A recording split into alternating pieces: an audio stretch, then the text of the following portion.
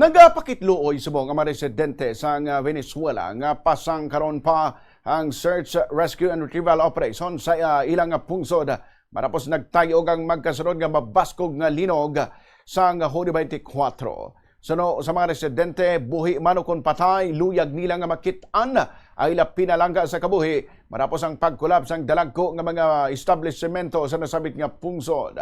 Base sa latest update, naglabot na sa masobra 2,600 ka mga bangkay ang nasapuan. Kasunod sang trahedya sa diin, masobra 12,000 naman ang nasamaran.